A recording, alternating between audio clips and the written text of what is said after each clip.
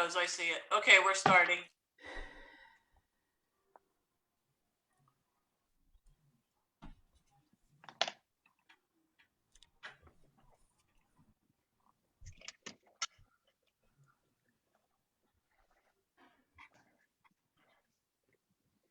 Great. Welcome, everyone. We are so glad that you can be with us on this Tuesday before Passover for a very special treat. We are grateful to find ourselves in the kitchen of none other than the amazing Jake Cohen. Jake is a bright new star in the food world, someone who you might have seen.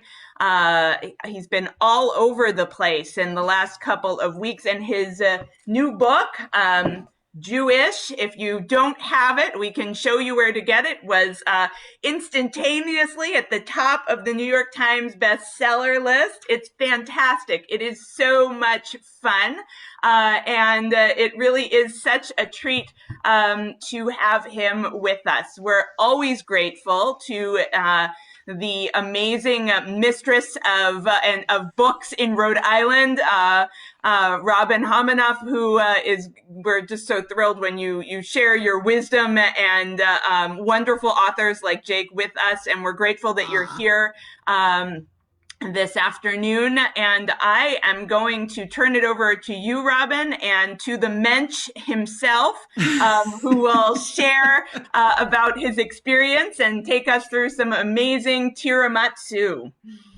Oh, thank you so much, Sarah, and for your patience in all of my emails. Sarah, we've got to have this author. Oh my God. And you're always so kind. Like, yeah, we'll make it work. Because I forget, like, you're a rabbi doing rabbi busy stuff. But you're always so gracious. And I love that you take my suggestions and annoying emails so seriously. So Sarah, thank you. And Judy Mosley for all of the amazing background and back and forth emails. Jake, I often do my events, where I'm in charge. So when I do them with the temple, relinquishing any kind of control isn't my strong suit, but Temple Bethel has it down. And I am thrilled that I get once again to spend time with you because you are just too much fun. So awesome. I think you're welcome. I said I wanted to hug you. You can't hug anybody, so you're safe, Jake. But also that somebody just posted the Wall Street Journal article, the New York Times bestseller.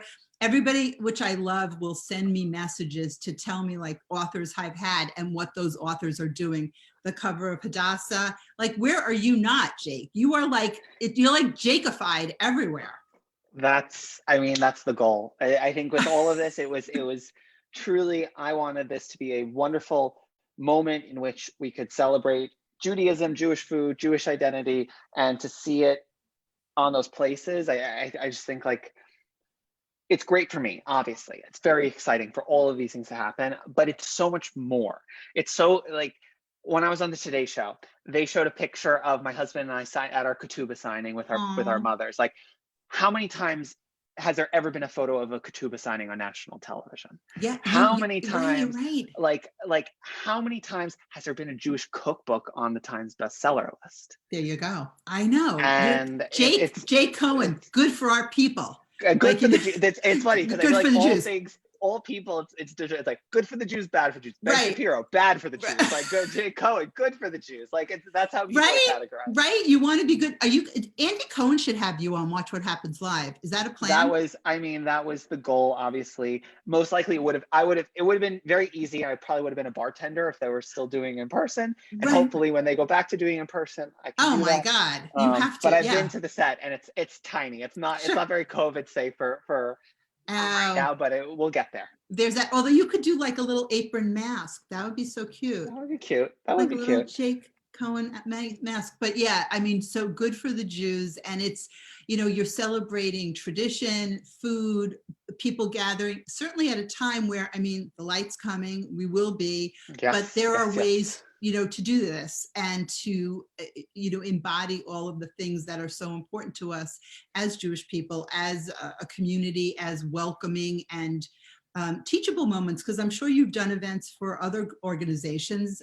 so what has Like, how do you sort of alter you're either educating people, or because people are fascinated by the culture and by what they see out and about, and people have appropriated some of our stuff, but we're sharing people, so I suppose We're that's sharing okay. people. We are sharing people. So can you start with telling us how you got so into food and like your food journey? I think it was something that I've always been kind of obsessed with, the power of community building through food. And it started in like high school. I started throwing like dinner parties, inviting friends over. And it was a way that I made friends, deepened connections. And I really just fell in love with that kind of medium of hospitality as a true community builder. And from there, it was pretty much just like, all right, this is what I want to do. And I applied to the Culinary Institute of America. It was the only college I applied to. I didn't have a backup plan. I just set my head on like, this is what I want to happen.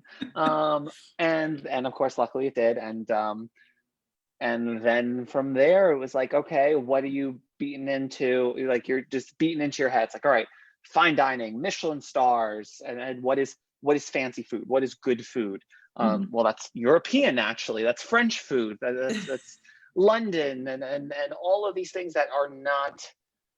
There's no Jewish food, and you're not taught any Jewish food at CIA. I can tell you that. And it's something that, like, you're taught what is a value, what isn't a value, and that continued when I transitioned into media. And then you just have an editor who gets to tell you, like, not a story about deli. Nah, let's do a story about pho. Let's do a story about something else. And it wasn't until like really social media became this thing I started doing on the side as I was working at all these publications, because it was the only space where there was no gatekeeper. It was like I had free reign to just like do what I want, cook what I want, post what I want in my voice. And I think the more I leaned into myself, the more I leaned into the way I just cook naturally, the way I talk, the way I want to incorporate hospitality and hosting and family. All of that is touched deeply by being Jewish. And it's something that it took a very long time to really come to terms with, to really explore.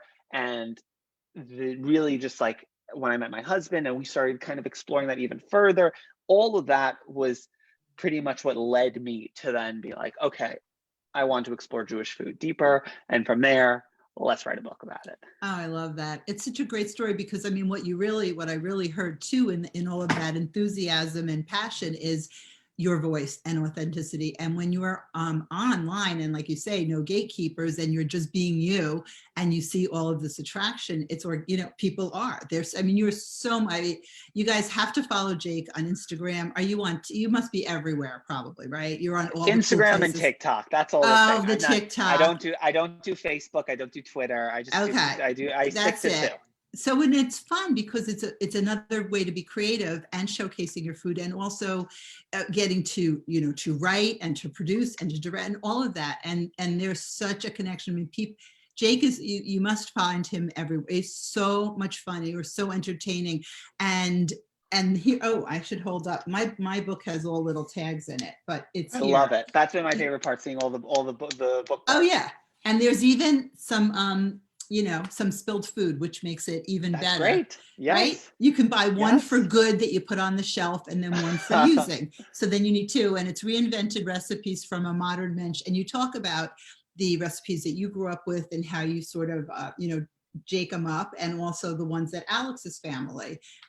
So you've come up with some really interesting combinations and being playful with it, and there's just pure joy. I mean, clearly, and you were, so Jake is going to be making tiramisu, but I noticed at the beginning of this, a lot of eggs, and this is such an eggy holiday, right? You had a whole bunch of eggs there. I just sent my husband out to do and I was like, get 2 down. I'm like, maybe we need 3. Yes. It's never enough eggs, right? I'm like, never enough eggs. Yeah, I'm looking at the recipes, and I'm like, okay, so I need 6 here, 4 here, the ones that go on the table. But, and then of course we've got the egg replacement people, but I'm like, there's just going to be. No, if you don't eat, then go to someone else to say it. I know. I'm like, no, there's just going to be eggs. I'm not doing the flax egg meal. We do that enough time. Like, I'm not doing that. But like, so how many times do you do you do all of your recipes ahead and then do like 1 or 2 grocery runs or have them delivered or whatever? Or is there always like, oh, there's one more thing?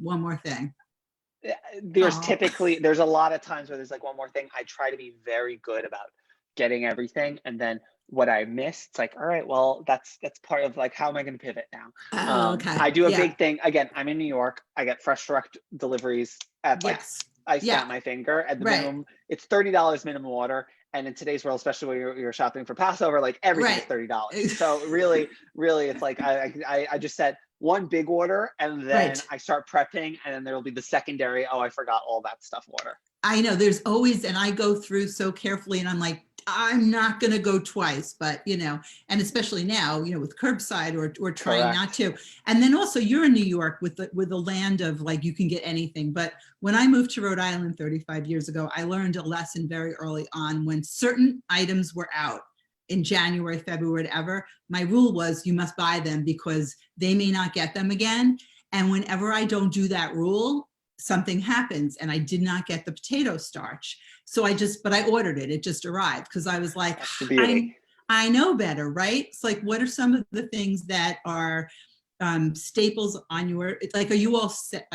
You all prepared for Passover or no? You're busy. Well, the beautiful thing about the book tour is that I've been making a lot of Passover dishes. So I made my brisket for the nosh for last week. So that's in the freezer. So that's going to be done. I made matzo ball soup, but then I just enjoyed it. So I'll make it again that has to be from scratch. That has to be fresh. Right. The dessert, I'm the tiramisu, I'm doing that today, and I made it last week, and it's something that like you need to make the day before. It's a great Okay. like day in advance dessert. Yeah. But after a few days, like any tiramisu, like it starts to weep because there's a whipped cream element to it. Right. So I made the macaroon brownies from my book, and those are in the freezer now. So those are in the so that's freezer. all done. So now I need to throw some veggies in the oven, make a matzo ball soup, slice the gefilte fish. And you're done. You know what? So like, there's so much brilliance and well-timed scenario here with your book. So like, you have this amazing book, comes out before Passover. None of this is an accident, obviously, but then you get to prep and showcase all of these, and then you're basically doing your cooking, which is amazing. Which is just the Jews are over smart and people, over. right? Yes. I love that. I like to do as much as possible beforehand, and there are always the things that you can't, of course. But so how many are coming? Like with the COVID? It is thing? just going to be. So I'm going to get started on the sabayon portion of the recipe, Okay. and then we're going to talk because we have a lot of time to whisk. I have a little double boiler here, which is a little saucepan or a little bit of water, heat-proof bowl, doing glass. 6 egg yolks. This is the one recipe in which it complements whatever you're doing, because think of it, you're making meringue cookies, you need just the whites, you have all these extra yolks. 6 yolks, this is all you need. And I'm going to throw in a 1/2 cup of granulated sugar. A lot of sugar too. We go through a lot of sugar, right? A lot of sugar. But it's I mean, high carb, low fat. I mean, this is also a high fat dessert, but you deserve it. We wandered through the desert for 40 years. We can treat ourselves a little bit. It's the holiday. It's the holiday. I'm going to throw in a teaspoon of vanilla. And the secret ingredient of the tiramisu is a lot of Kahlua. So we're going to use it for dipping the matzah instead of like marsala that you use for sabayon traditionally. I'm going to do 2 tablespoons of Kahlua. Nice. And then I'm just going to whisk this up and get it nice and fluffy. And this is just going to take about like 6 to 8 minutes. So it's perfect to chat while we whisk. Wait, you have to whisk for 6 to 8 minutes? Yeah. That's a lot of whisking. It's not like this is like this is a workout. You're getting your so do you switch for your dessert. So do you switch hands? Yeah, it is. No, I'm Oh, Jake, you are an expert whisker. I would be like, okay, I need 3 people to each take 2.5 minutes of whisking. And the thing is, people are like, oh, well, can I just do it in the mixer? Can I do it with the electric? And no, because you're not doing this violently. You're not whipping cream. What we're doing is we're incorporating air as we're using the steam to cook the egg yolks. Right. So it's denaturing the proteins and then recoagulating around the air. So it's like this airy, voluptuous custard that you're going to see. It's going to be so light in color. You're just going to see it when it's ready. So it's a whisking. So, okay. So there's no cheating. There's no apparatus. You just take out one of your whisks. we're making an icebox cake pretty much. So really, Ah. like, if this is the most that you have to do, like, You can manage. Yeah, you that's can true. manage. You can I'm manage. trying to imagine what people are thinking, Jake. We will Oh, take no. questions. You're pulling the thoughts out of their I head. am. I just can imagine, actually, right. How can I get this? Now, where did this recipe come from? Was this one you made up or reinvented? Well, or? this is so I used to do these matzah icebox cakes for Passover, where I would do layers of matzah that I would dip in coffee, actually, and then just layer with just like ganache folded in whipped cream. So Mm. really just layers, and pretty much like like the you find the icebox cakes with any type of dry cookie. So I Yeah. started doing that with matzah, and then one of my old colleagues was like, "Oh my God, I love seeing your icebox cakes every year. This year we did a version that was like tiramisu inspired, since you dip it in coffee." And I was like, "Oh my God, that's so genius." So I Yeah. started doing it, and it just became so popular because it's just like, it's I so mean, delicious. And tiramisu, I mean, you're already using dry ugh, lady fingers. Like, matzah is probably the best part to use your matzah for. absolutely. Oh, I'm just so attracted by that, and just like sticking that spoon in. And I don't know if we talked about this, because Jake and I had the pleasure of an Instagram Live, that, as kids, not that there was suffering involved with dessert, but it wasn't really this elevated. It was No, like, I mean, no, they're still suffering. It's canned Manischewitz macaroons, dry flourless chocolate cake. And my father loves the Joyva jelly rings. And that's like, I bought those. Because I mean, they're tradition. That's why, right? tradition. You want Right. to hear something crazy? Yeah. It was right before COVID, 2 Thanksgivings ago, I had the pleasure of going on a tour with my friend David Leibowitz of the Joyva factory in Brooklyn. And it was so incredible. Literally, like, it's so old school. They literally have like 2 factories on opposite sides of the street, one that makes the tahini, the other that makes the halva. They have a pipe that goes under. It's so old. They have Oh a my pipe that God. goes under the street. They have a tahini pipeline underneath a street in Bushwick, which I found absolutely amazing. That is crazy. But I had like the jelly ring right off the conveyor belt, like I Love Lucy, and it was very good. Oh, anytime you can bring I Love Lucy into a conversation and reflect on that conveyor belt, that's really amazing. Oh, somebody, Mike, somebody would like to know, what could you use in place of Kahlua if they do not want to have alcohol? Oh, no alcohol. I would do some type of I would make like a little coffee syrup, like a little coffee simple syrup. You want to just talking to Rhode Island, so we got our coffee syrup. Yes. We're known for that, Jake. Yes. Oh my God, that's so funny. I've had it. Yeah, it's delicious. Yeah, coffee syrup would be perfect in that. Okay, there you go. That's a great question. I like the questions that I can read easily and ask.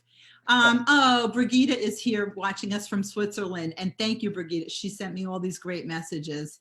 And if you're on TikTok, follow Jake. You have no idea what TikTok is, ask your kids. I know, pretty much anything technical. Ask your kids, ask your dog. They'll know. They know everything. So that is, yeah. So, okay. So coffee syrup. Then there's the debate in Rhode Island, which coffee syrup, Eclipse or what's the other? There's 2. So, now, I know we talked about this. Does this freeze? Will you freeze this? No, the main reason is if you said that it's gonna. You could freeze it. You would then have to serve it almost like a semi-Frito. You could freeze it and then serve it frozen. But if you let it then come to room temperature, the thing is, it's matzah soaked in coffee. So if you freeze it, when it defrosts, the coffee is going to drip out, and it's gonna just like puddle, and it's just not gonna be good. But you did say like that. I said, this is something you make it the day before. You don't have to do any work. Great. But you have to hide it or put up a note that says "Do not eat." This is for Passover, right? There's not typically, like, people know in my house that if they touch anything, they know to ask. They know to ask. Right. This looks, please, I had to hide the Diet Brown's diet soda, like things that we don't normally have, because then it won't be there. And again, in Rhode Island, it's not like you can just, thank you, Autocrat. Sue and Jill both, thank you, Autocrat and Eclipse. Everybody has their opinion. So take a look. Do you see how it's already lightened up in color and it's getting nice and thick? I can. Can everybody see that down there? Yeah. It comes together quickly. We're just gonna get a little more air in, just another 2 minutes. Doesn't take long. Again, you're getting your arm workout. Everyone could use a little more exercise these days. Like, it's Right? getting warmer. This is perfect. I know the spring is coming and it really feels like Passover. I mean, we all, and I'm sure also talking about all of these holidays, you must get stories that people want to share with you about all different holidays. I mean, that's Yeah. one of the beautiful parts about a cookbook. It's been very emotional. Also in like a beautiful way. Like, it's exhausting emotionally because you're getting all of these responses of people and their families and the connections and so much. It's a very personal book, and I think that's a lot of everything around Jewish food, Jewish ritual. It's very personal. It's all rooted in our family. It's all rooted in travesty and trauma. And now this is this like quick turn left to focus on joy. And to me, it's amazing. It's amazing, and it's amazing to see that this book has been able to be a way for so many people to help further connect to themselves and their family. That's the best part about cookbooks. It's the stories, it's the connections, it's the history. And I also to mention that you dedicate this to Alex. This book is nothing short of our love story, which I think is just so beautiful. I just love that. And what are, I mean, you had to narrow down obviously what you were going to keep, enjoy in here. Was it really hard to do that? Or was it like very specific, like these things had to make it and it just, it all worked? Because editing a cookbook, I mean, when you start, there's the editing, but also just editing recipes down to highlight what's important to you. Yeah, it was something, I mean, yeah, it took, I would say in general, I let it happen pretty organically. All these recipes were developed and tested at Shabbat dinners I hosted. So that was something that was super important in the way that I helped kind of prune and tweak. And I think from there, it was just actually quite easy because I came into it with an idea of what I wanted to do. And there were things that got added, there were things that got cut, but in general, I mean, I wanted to have 100 recipes. I don't want this book to be like an encyclopedia, because I also wanted to make sure that there was room for the stories, for step-by-step photos, for the process. I didn't want any of that bullshit from my publisher being like, you got to cut it down. No, that was not up for discussion. I wanted essays. I wanted an essay about kibba. I wanted an essay about brisket. A head note wouldn't have been enough. Yeah, no, that is absolutely, this is the kind of cookbook, and I did do it before we chatted the last time, where I just loved reading the stories because some of them are so, some of them go off on an unsurprising tangent, and some of them are like, oh my God, it's the same. You can just so closely identify, which is why I'm so excited to share this cookbook. And really, this is such a wonderful gift. If you're looking, normally I'd say, when you're going over someone's house for a Seder, this is a great book to bring, but you can mail it ahead and say, wish I could be with you next year in Jerusalem or at your table in person, wherever, right? Next year in person. Oh, my aunt would like to know, how do you know when it's ready? Jake just knows, I think. So no, it's really comes down to the ribbon. So we're actually there now. So as you can see, as I do it, it holds its shape on the top for just a split second, and that's how you know it's thick enough. You really want it like custard. You should be able to write your name for just a second. Did you write Jake? I wrote Jake. I tried to. I don't have very good penmanship. There you go. All right, so that's done. I'm going to dump my water. Speaking of penmanship, Jake, is there a place, or is there like hometown bookstore where you have signed copies if people would like to order them that way? Yes, I'm actually going to, the funny thing is, again, it's not like a brag or a flex, it's just something that happened. I went around, I was very lucky enough to get vaccinated last week for at least my first dose, which was incredible. And since I was right across the bridge on the Upper East Side, I was like, great, let me stop by some local bookstores and see and sign it. And both shops were sold out of the book, which was insane. That's awesome. I just heard from Kitchen Arts and Letters, they have a new shipment. So I'm going in to sign all of their copies. And then my local indie bookstore, Book Culture, LIC, has signed copies. I signed all of them. That's great. I mean, we can order them and the bookshop.org link is up, but also sometimes people like signed book plates from signed books from, hometown bookstore. I'm trying to also, you guys are writing in the chats. Roberta made the chicken soup today and it is delicious. That's awesome. Love it. That's this, and that you can freeze, right? I mean, That you can freeze. The thing I don't like about freezing chicken soup is that you just, the vegetables, and I like lots of vegetables, they're never the same when they defrost. So again, chicken soup, make it a few days ahead. It's going to be great. Everything tastes better the next day. Just don't go crazy. So what I did right there is I just whisked in a cup of mascarpone. And I do it for two reasons. One, it dissolves much easier when it's warm. And then two, because it's warm, it helps cool it down a little bit, which will help it be a little bit easier once we add in our whipped cream. So this now is like, this is like a creme anglaise. It's like this beautiful, rich custard, but it's like, you couldn't eat that. Like, this is like soup right now. So this is not going to be what it looks like in the end. What I'm going to do next is grab out a measuring cup and I'm going to start whipping some cream. I'm going to use my mixer. You can use your mixer. You already did your arm workout, so you don't have to worry. There's no more like that. manual labor. You've got it all in there. You just do your workout and then you can enjoy this amazing dessert. Somebody said no mascarpone for Passover. Substitutes? No mascarpone for Passover. Is it not? I guess they don't make K4P, but there's nothing in mascarpone that would be. I mean, it's just a dairy product. But you could use creme fraiche. You could use would be great. You could also just do. You could honestly omit it and then just make the sabayon and fold in the whipped cream. Totally great. You could use cream cheese as long as it's softened. Okay. So get it to room temperature first before you whisk it in, or else you have chunks. No one loves a chunky tiramisu. Did you see the message? Toby was just asking. Okay, good. I didn't know if you were seeing the messages or you were like doing that mind reading Jake thing that you do. I mean, there you go. All right, let's get my mixer. I'm gonna just get the mixer going. That'll be a little off camera, and then I'll show you what it looks like. And then I'm gonna talk through what we're going to dip our matzah in, because that's the secret to any tiramisu, let alone tiramisu, is you need to take something dry and reconstitute it in something yummy. So yummy. I'm looking at all these conversations, right? Some people don't serve dairy after meat. Right. Okay. So sorry. So not kosher for Passover. But it's a kosher. If you are parv, you're not making tiramisu.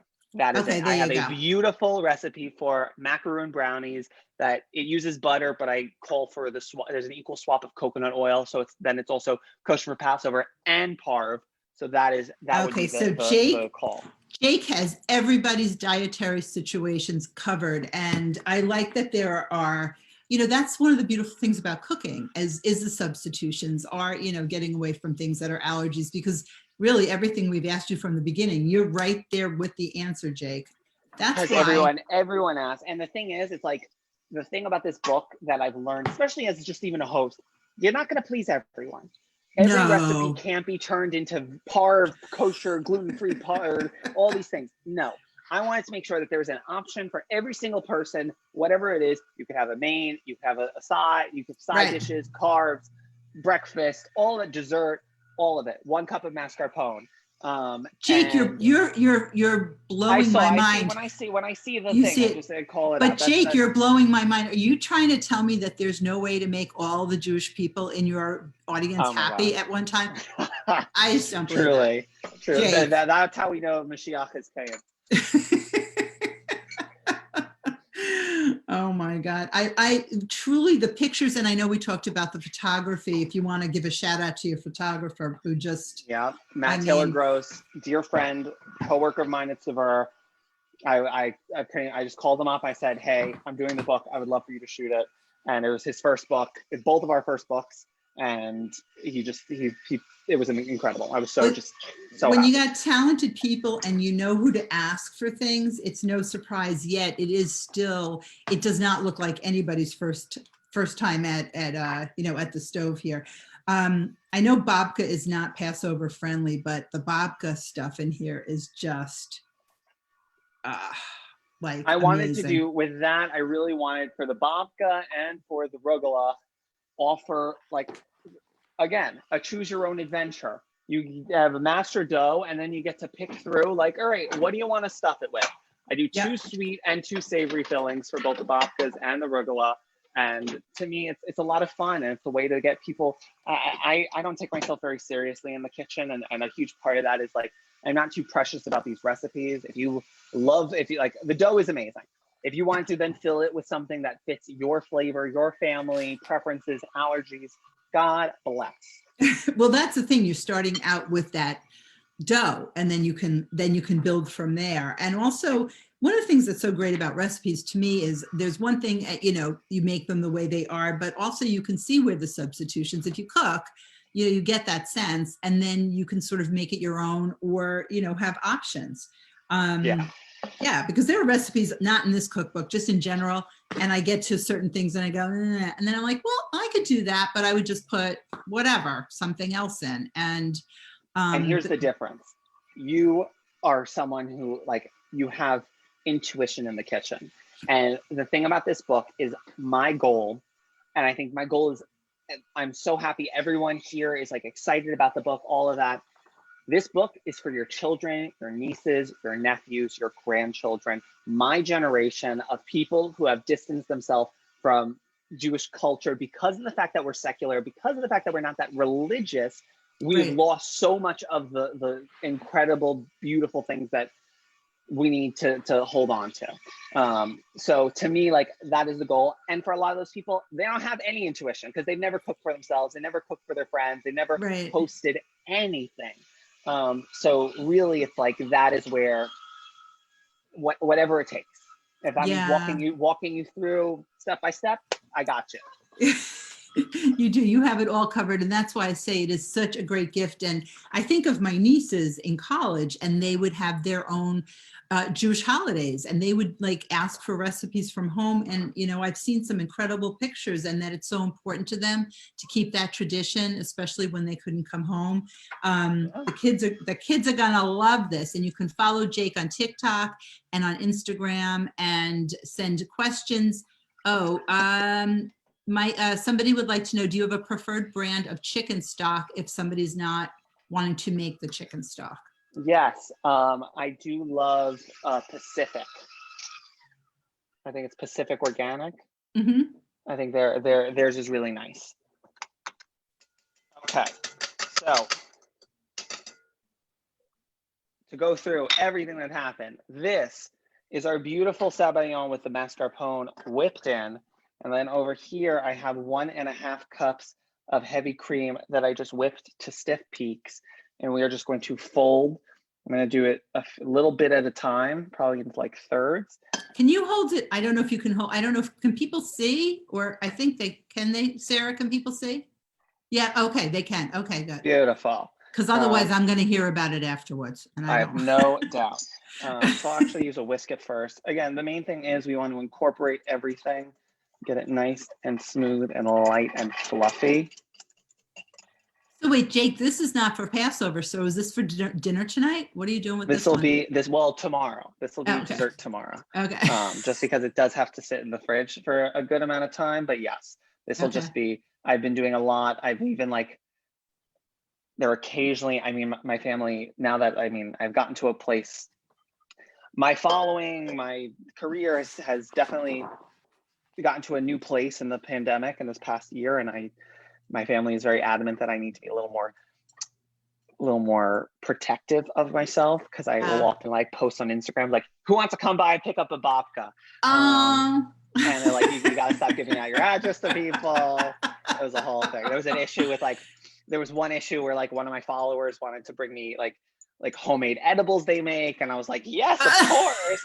And then like the family's just like, no, you can't be taking these things from strangers. You don't know them. This sounds like a Seinfeld episode waiting to happen if he were still filming in today's day and age. Well, because you're an open, welcoming kind of person, and exactly, most people are wonderful people, but I could see how your family might might be a little protective. Of course. No, don't yeah. get worried. I'm a Jew, so I'm also incredibly paranoid, Well, incredibly I don't know. standoffish of most people. It's just, I don't know. There's something about these moments in which I let my guard down.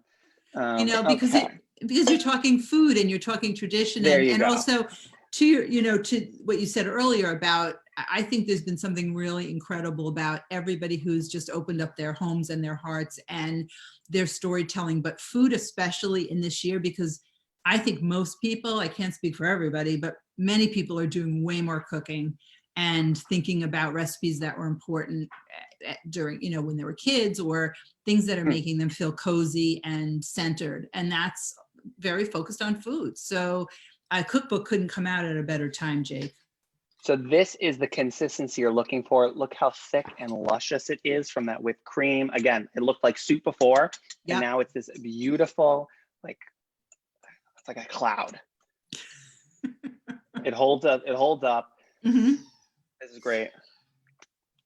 Tastes great. Let's start building over here in this little, let me bring this into camera.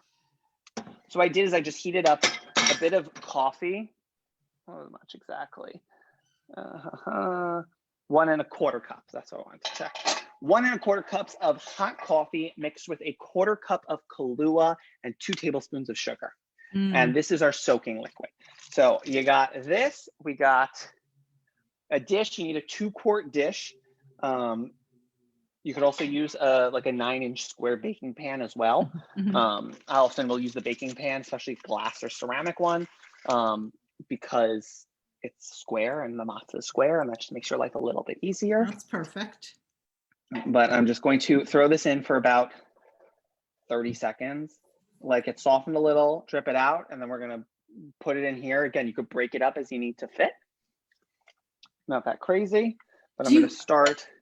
Are you getting pictures from readers, from people who are reading the cookbook and like sending you like, Jake, we made your, this or that? Are you getting that? It's something that's what's happened the past year on Instagram, but it's been so incredible, is people making my recipes, which again shocks me, and I think it's incredible in terms of community of everyone making like a similar thing. I couldn't have imagined so many people would already be making it.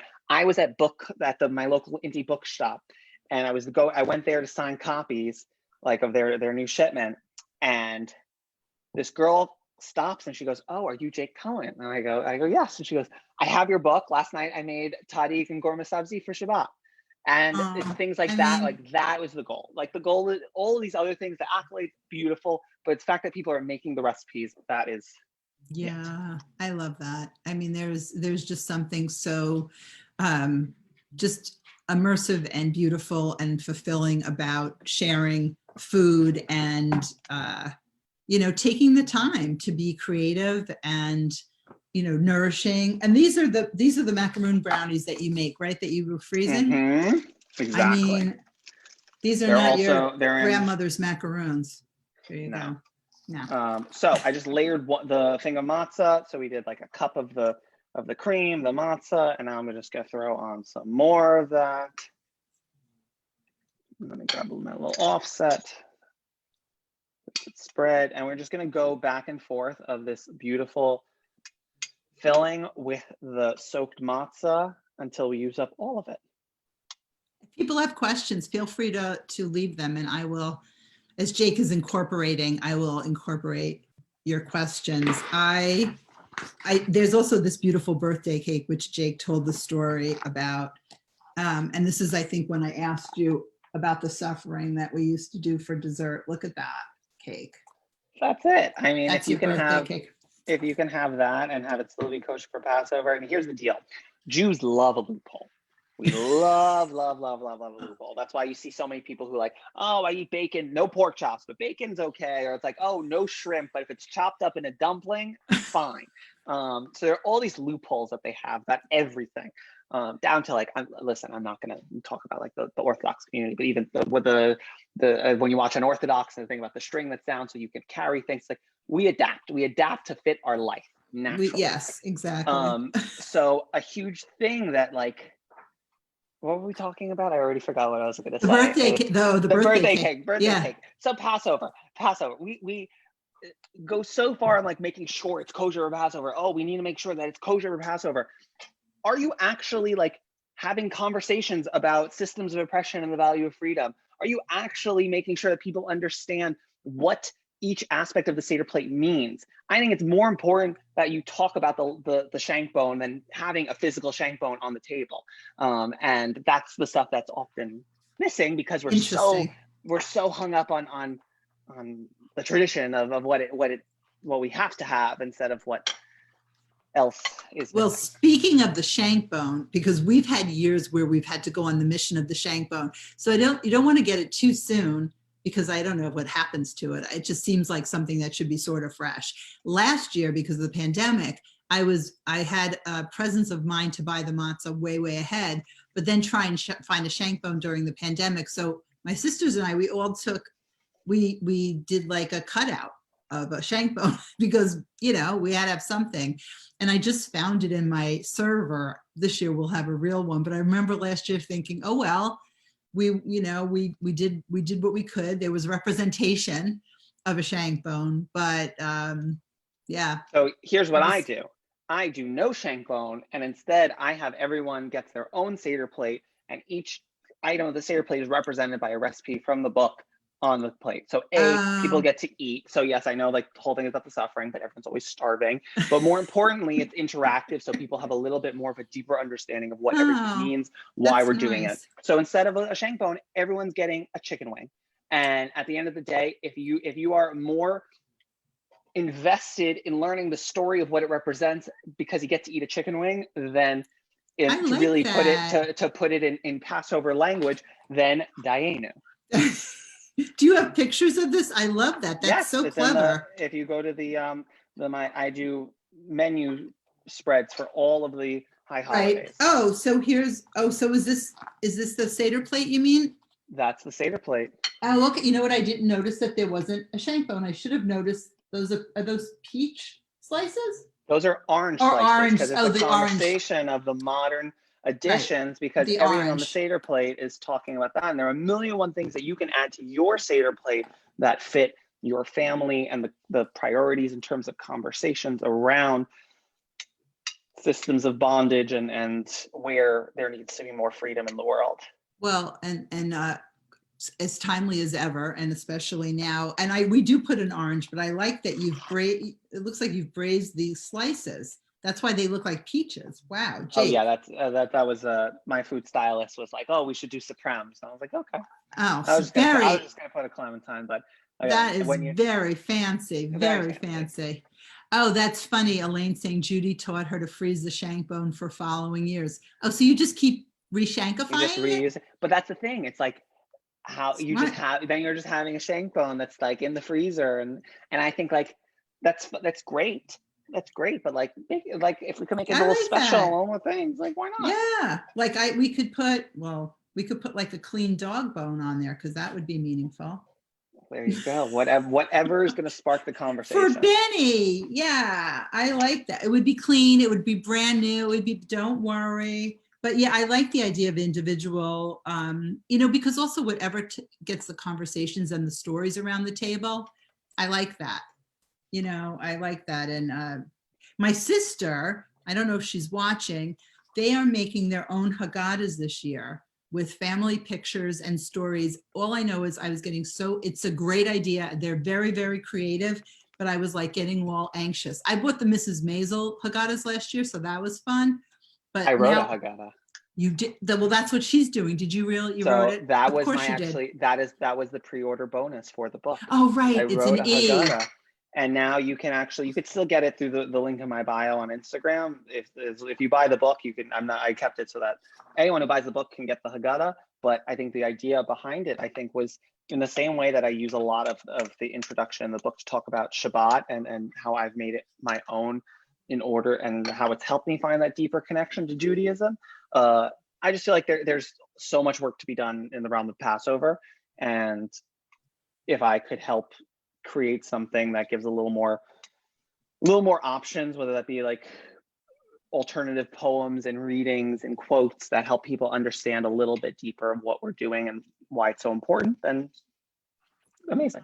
I love that. So like there's like anything, like there's options, there's loopholes. And so you can go to Jake's Instagram and then you can click on the link after you've purchased the book. Does someone like send you the receipt or something? Or is this at the bottom of the page of the link in my bio, there's a little button that says redeem your Haggadah. Okay. You type in your order number and it immediately downloads to your computer.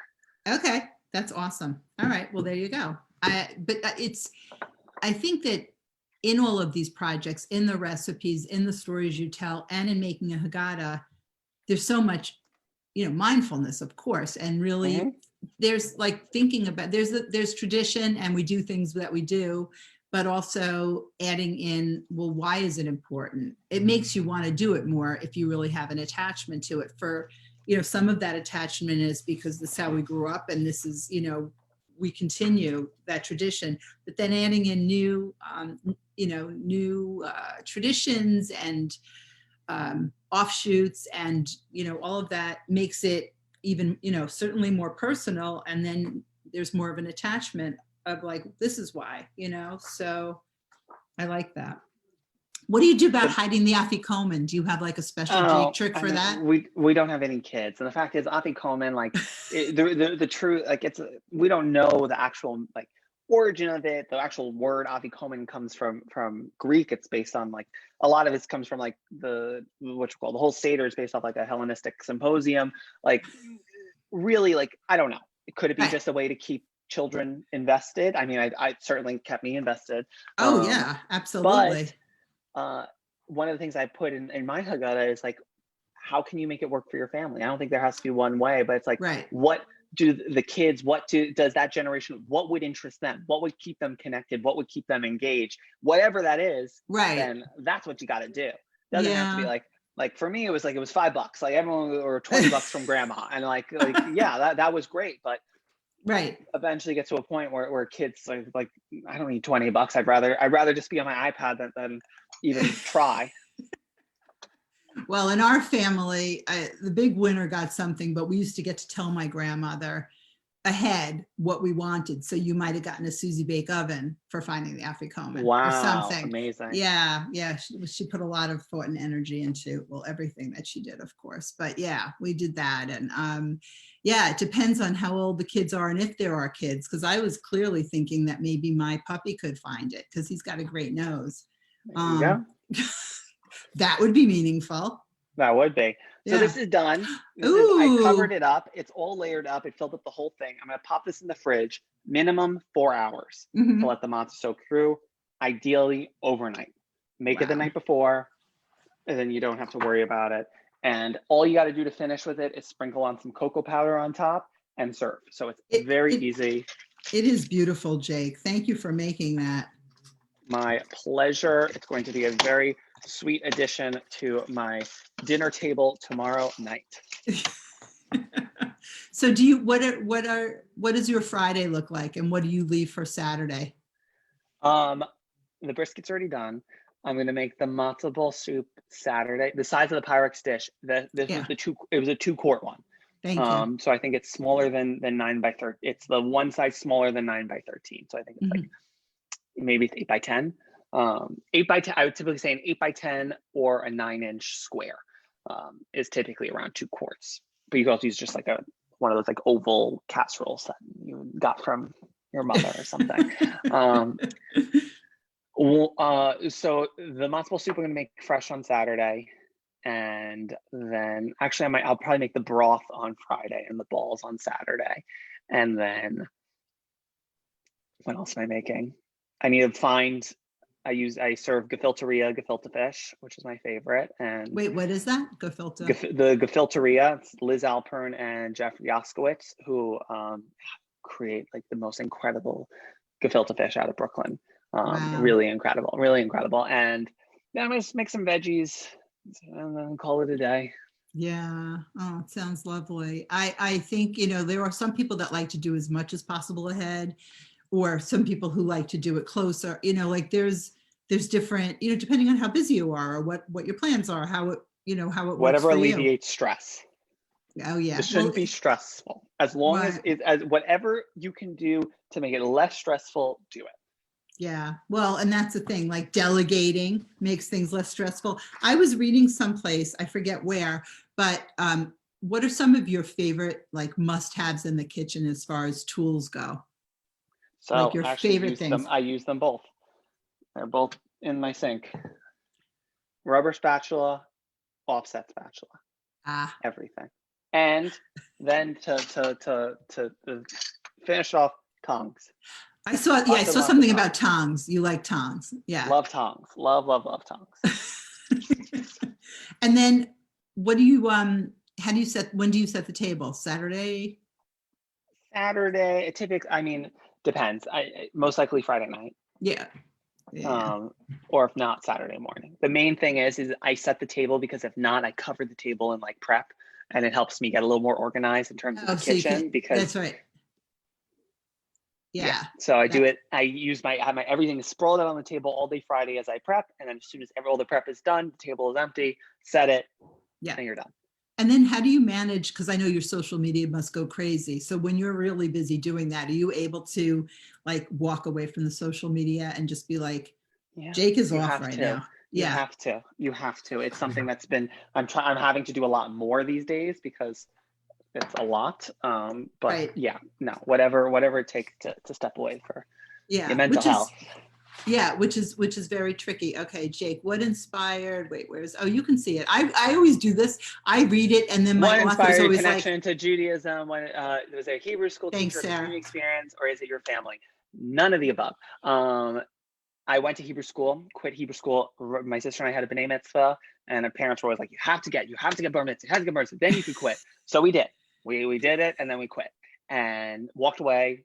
And other than like, again, high holidays every year. And we would do in the city, I would go with my grandmother for Kol Nidre and Erev Rosh Hashanah to Central Synagogue here. And that was it. Mhm. And then my husband and I actually discovered, like, we didn't grow up hosting Shabbat, but we started hosting through One Table, an incredible nonprofit that I'm now on their board of. And it is what got me really more invested in, because it was the first kind of situation and experience in which I was given the permission to make Judaism fit my life. And as soon as that happened, then it just became just a snowball effect of more Jewish things and people. Yeah, because you're choosing them. You're choosing Because you choose. what feels good. And also to go to Jake's Instagram, I think, is that where you have that wonderful video of everybody at your table and that big Shabbat and Yeah. that was just amazing. That was I mean, can't wait until I can do those again. Those were the most fun, being able to have 100 people in the lounge of my building, just have it be just like this wild party. It's crazy. yeah, and that's the thing. There's such joy clearly in the cookbook, in the way you speak about all of this, and you really soak it up and you share it, and that's what is has connected me. And I remember when I first received this from your team, and I was like, oh my God, I love him already. And I've had the pleasure of a few chats and reinvented recipes from a modern mensch. Again, this is a must-have. It is a beautiful read. It's a wonderful gift. And we love giving presents, and it's a good time. It's a good gift any time of the year, and it's I mean, you just must be. It's got to be so fulfilling to have this as, here's your cookbook, and like you say, you get to go and sign them, and people will tell you stories, and then you get to share a lot of this. I mean, even like this sumac hot chocolate. I'm going to show everybody. I'm not going to show you all the pictures because you want your own copy. And a lot of people purchased in anticipation. Are there any final? Thank you. Any final questions, Sarah? You left. That was a great question from Sarah. So we know, and you have something else tonight, right? Do you have another thing? I do. That's right. I do. It's actually, so I'm coming in the same way of everything else of setting boundaries with followers. I also have to start working on saying no, but it's really, I'm doing actually a cook along for survivors on Long Island. And so that's really meaningful. And I will never, I try to do as many things that have like good causes behind them. I know. We're lucky we set this up a real long time ago. And I know, as somebody who also, setting boundaries and wanting to do good things and, not wanting to miss out on something that's meaningful, I can appreciate that. So we thank you, Jay Cohen. We wish you Chag Sameach, Passover. Sarah, is that right? Did I say it right? Chag Sameach. Chag Sameach. Okay. Zizin Pesach. Zizin Pesach to our sweet supermensch, Jake. And we look forward to getting to see you in person when we can do all that. And everybody who cooks from the cookbook, take pictures, follow Jake on TikTok, on Instagram, and everybody sends their thanks. And so appreciate your spending this time with us. And let's get cooking. Cooking My with Jake. pleasure. Jewish. Thank you so much. Mazel tov. Thank you, too. Jake. And thanks to Robin also for being our partner Thank you. in this fun and bringing Jake to us. So we're grateful. We're grateful. Thank you both. Such a pleasure. Mazel tov. Bye. We're all kfelling for you, Jake. Oh, thank you. Thank you. Bye-bye.